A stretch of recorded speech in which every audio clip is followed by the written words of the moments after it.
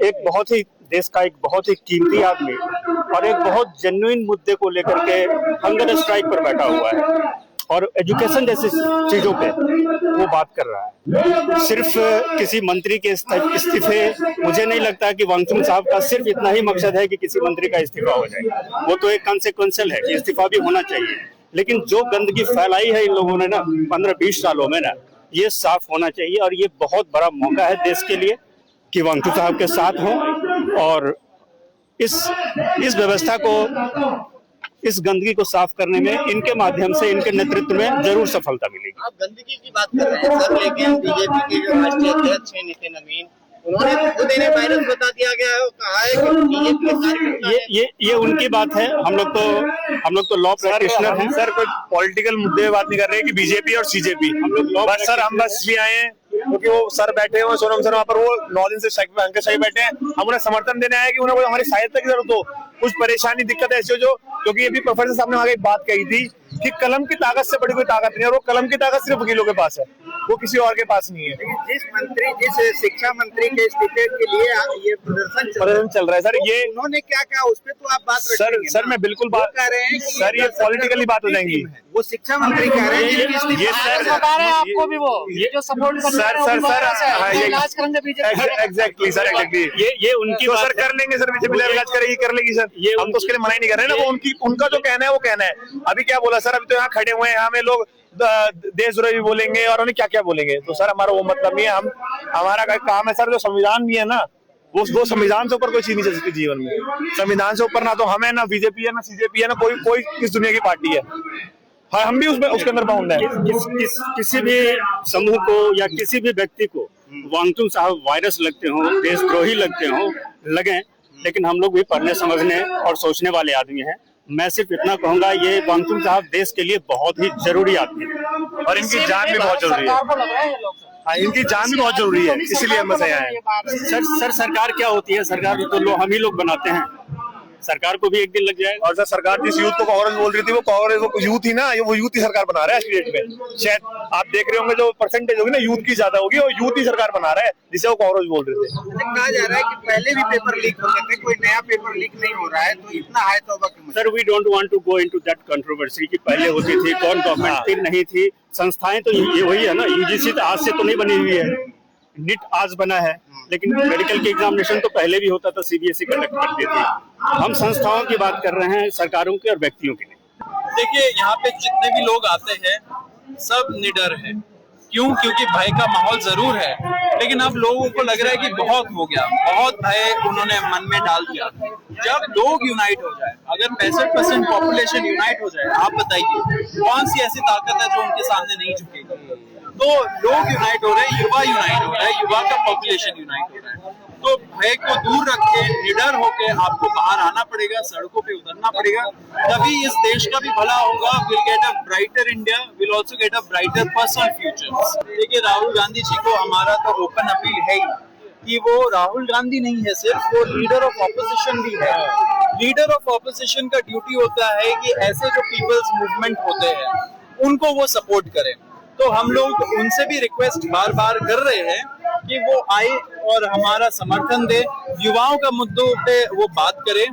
हम लोगों ने सब पॉलिटिकल पार्टीज को बोला है कि झंडा, लोगो, बैनर के बगैर आइए, मंच पे आइए एंड युवाओं के साथ सॉलिडारिटी में आप खड़े रहिए, क्योंकि एज लीडर ऑफ ऑपोजिशन भी एंड एज ऑपोजिशन एमपीज भी आप लोगों का तो ड्यूटी ही है हम लोग का बात आगे बढ़ाने का। सर, अभी जितने लोग यहाँ पर पॉलिटिकल लोग आए हैं, देखिए रोज मोमेंटम बढ़ रहा है इस प्रोटेस्ट का, रोज लोग जुड़ रहे हैं, रोज नए संगठन, यूनियंस, ऑर्गेनाइजेशंस जुड़ रहे हैं।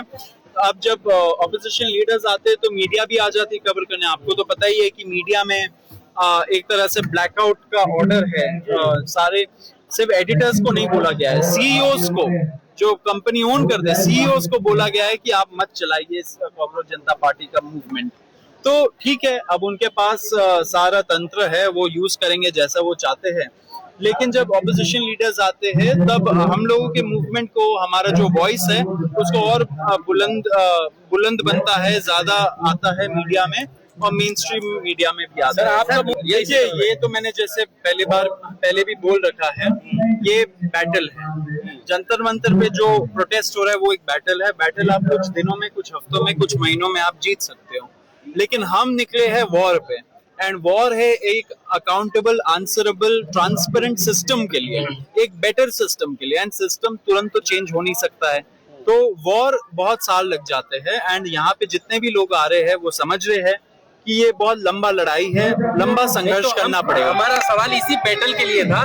जब तक धर्मेंद्र प्रधान का अकाउंटेबिलिटी तय नहीं हो जाता है तब तक हम लोग जंतर मंतर पे संसद तक भी जाएंगे। अभी नारे उठ रहे हैं। देखिए, बहुत लोग बोल रहे संसद जाइए, बहुत लोग बोल रहे मंत्रालय जाइए, बहुत लोग बोल रहे प्राइम मिनिस्टर्स रेजिडेंस चले जाइए, लेकिन हम जो भी करेंगे वो कॉन्स्टिट्यूशन जो हमें राइट देता है पीसफुल प्रोटेस्ट करने का, उसी के दायरे में करेंगे। क्या घर का घेराव जैसा कोई स्टेप है? देखिए, अभी तो हम लोग ने ऐसे कुछ सोचा नहीं है, लेकिन मैं फिर से रिपीट कर रहा हूँ कि पीसफुल प्रोटेस्ट होगा, कॉन्स्टिट्यूशन के बाउंड्रीज के अंदर प्रोटेस्ट होगा। यानी कि व्यवस्थागत परिवर्तन के संघर्ष के लिए छात्र और युवा लामबंद हैं, तैनात हैं, जंतर मंतर से लेकर देश के अलग अलग कोनों तक। उस क्रांति, उस हौसले और हमारे खून जो सभी का रंग लाल है, जो सभी चाहते हैं कि इस देश में सबके लिए समान शिक्षा, बेहतर रोजगार पहुंचे, उस क्रांतिकारी संघर्ष के प्रतीक के तौर पर हमने ये लाल साफा बांधा है। आज हमने 30 मांग का 30 पॉइंट का ये घोषणा पत्र, जंतर मंतर डिक्लेरेशन भी यहाँ पर डिक्लेयर किया है। पीएम ऑफिस में हम देंगे। परसों हमने 40 पॉइंटर चार्जशीट दाखिल करी थी शिक्षा मंत्री जी के खिलाफ। आज यहाँ से हम मांग रहे हैं कि देखिए, नीट पेपर लीक और एनटीए की तो खाली लड़ाई अब रही नहीं, ठीक है। अब देश का युवा तो जाग उठा है, समझ गया है, जान गया है कि मामला केवल परीक्षा चोरी और पेपर लीक को रोकने का तो है ही नहीं। जिसकी शिक्षा बिक जाए, उसकी सिर्फ शिक्षा नहीं बिकती, उसकी पीढ़ियों का सपना बिक जाता है, नष्ट हो जाता है। उन पीढ़ियों के सपनों को बचाए रखने का ये संघर्ष है। तो यहाँ 30 मांग पत्रों में, 30 मांगों में इस घोषणा पत्र से घोषणा, क्योंकि मांग उनसे की जाए जिनके पास कुछ मॉरल रिस्पॉन्सिबिलिटी और क्रेडिबिलिटी हो, जो अपना पूरा ट्रस्ट, पूरा भरोसा, पूरा एलिजिबिलिटी नष्ट कर चुके हैं शिक्षा व्यवस्था, हमारी सरकार। उनसे हम ये 30 डिमांड चार्टर में मांग रहे हैं कि सबसे पहले आप समान शिक्षा दीजिए। इस देश में हम ये कह रहे हैं कि किसी की जेब देखकर ये तय होगा कि उसका बच्चा पढ़ पाएगा कि नहीं, सपना देख पाएगा नहीं। ये सिस्टम बंद कीजिए। आप सबको समान शिक्षा, समान सरकारी शिक्षा केजी से पीजी तक, राष्ट्रपति या मजदूर का बच्चा सबको दीजिए। अरे चाइना ने भी कोचिंग सेंटर इंडस्ट्री बंद कर दिया है। हमारा देश क्यों हिचकिचाता है? हम तो चाइना से आगे निकलने की बात करते हैं ना। तो भैया, जब तक कोचिंग सेंटर बने रहेंगे, प्राइवेट स्कूल और ये दोहरी शिक्षा बनी रहेगी, तब तक देश में कभी समान शिक्षा, समान अवसर, समान बेहतर, सम्मानजनक रोजगार नहीं हासिल होने वाला है। उसके अलावा दूसरी चीज, क्यों इस देश की मेहनतकश जनता को कर्ज में ढकेला जा रहा है? आप इस देश के युवाओं को कंपटीशन, कोचिंग, कर्जा, बीमारी, बदहाली, अशिक्षा, इसी कुचक्र में घेरे रहना चाहते हैं। तो हम कह रहे हैं आपसे, यूनिवर्सिटीज में जो आपने सिस्टम फैला रखा है कि लोन लेंगे हेफा से। क्यों लोन ले हेफा से? आप ग्रांट दीजिए। आप लोन का वादा करके आते हैं क्या सत्ता में? आप तो ये वादा करके आते हैं कि सबको शिक्षा देंगे, तो ग्रांट दीजिए। और ये जीडीपी का खेल क्या है कि इतना हिस्सा जीडीपी का, उतना हिस्सा। आप बोलिए कि 10% बजट का हिस्सा शिक्षा में खर्च करेंगे कम से कम, और उसको कीजिए आप। आपकी नई शिक्षा नीति खुद कहती है कि 6% का होना चाहिए। सरकार से कोई उम्मीद नहीं है आपके लिए, तो फिर आगे क्या होगा? सरकार से नहीं है, जनता से, जनता के आंदोलन से है। कि अभी आंदोलन सिर्फ जंतर मंतर तक नहीं है। जो भी हमें सुन पा रहे हैं, हाशिए के सब छात्र और युवा अपने मुद्दों को शामिल कीजिए और ये सवाल उठाइए कि भैया, हर कोई नहीं डीयू जेएनयू पहुंच पाएगा, तो डीयू और जेएनयू को हर छात्र तक पहुंचना चाहिए। क्यों? वो बराबर मेहनत करने के बाद इस समाज में बराबर अधिकार का अधिकारी क्यों नहीं है? ये मामला यहाँ पर देखिए, शिक्षा एक अधिकार होना चाहिए, कोई व्यापार नहीं होना चाहिए। ये हुंकार यहाँ से देश का युवा और छात्र उठा रहा है कि आपने देश की प्रतिभा को, देश में अधिकार को, कंपनियों का जो पिछलग्गू बना दिया है, वो बंद कीजिए। आप वो प्रथा, उस सिस्टम को बंद कीजिए।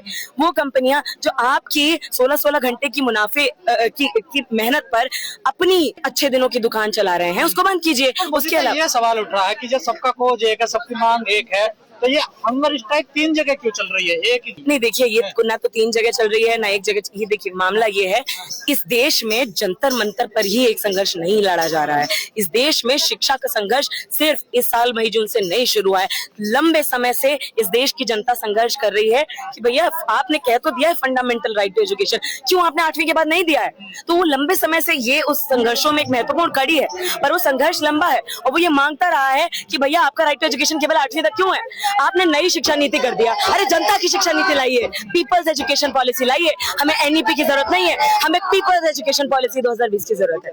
तो इन सारी डिमांड्स क्या अब क्या होगा? 16 दिन तो हो गए आप लोगों के। जनता से अपील है, अपने अपने जगह पर जमीन पर उतरकर इन महत्वपूर्ण हाशिए की मांगों के साथ संघर्ष को, आंदोलन को मजबूत करें। हम एक रैली निकालने जा रहे हैं यहाँ से। कि लाल पगड़ी का कॉन्सेप्ट क्या है, एक बार ये बता दीजिए। देखिए, सभी के खून का रंग लाल है। हमारे हौसले का, क्रांतिकारी परिवर्तन के साझी विरासत का और संघर्ष का रंग लाल है। उस तौर पर हमने हमारे इस क्रांतिकारी संघर्ष को, जो कि अब शिक्षा में क्रांति की बात कर रहा है, व्यवस्थागत परिवर्तन की बात कर रहा है, उसके नाम ये लाल